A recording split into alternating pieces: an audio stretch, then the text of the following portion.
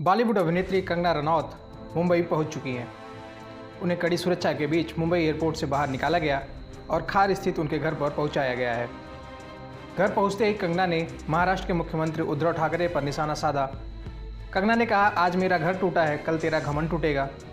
दूसरी तरफ शिवसेना कार्यकर्ता ने विरोध प्रदर्शन शुरू कर दिया है। वहीं अभिनेत्री के मुंबई पहुंचने से पहले ही बीएमसी ने उनके बांद्रा स्थित बंगले में अवैध निर्माण को गिरा दिया है।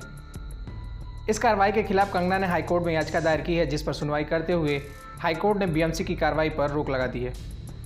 बीएमसी की टीम बुलडोजर और उत्खनन वाली मशीनें लेकर बांद्रा के पाली हिल बंगले पर पहुंची और महानगरपालिका की बिना मंजूरी के इमारत में की गई फेरबदल वाले ढांचे को गिरा दिया। इस पर कंगना ने कहा था कि मैंने कभी गलत नहीं किया और मेरे दुश्मन बार बार यह साबित कर रहे हैं कि मुंबई या पाकिस्तान के कब्जे वाले कश्मीर क्यों है।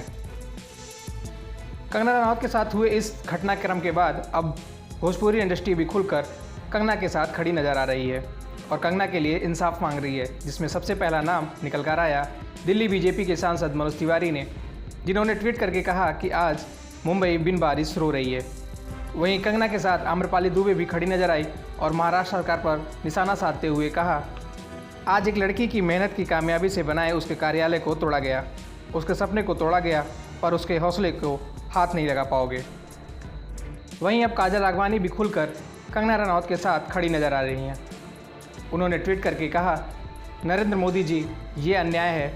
एक इंसान के साथ जो सच बताना चाहती थी, सुशांत सिंह को जस्टिस दिलाना चाहती थी, क्या न्याय करेंगे आप PM sir Narendra Modi ji? India की जनता और पूरी दुनिया जानना चाहती है। फिलहाल कंगना को इंसाफ मिलेगा या नहीं, ये तो आने वाला वक्त ही बताएगा। आपको ये जानकारी कैसी लगी हमें कमेंट करके ज़रूर बताएं। वीडियो अच्छी लगी तो वीडियो को लाइक करें, शेयर करें और हमारे यूट्यूब चैनल को सब्सक्राइब करके बेल नोटिफिकेशन ज़रूर दबा लें। धन्यवाद।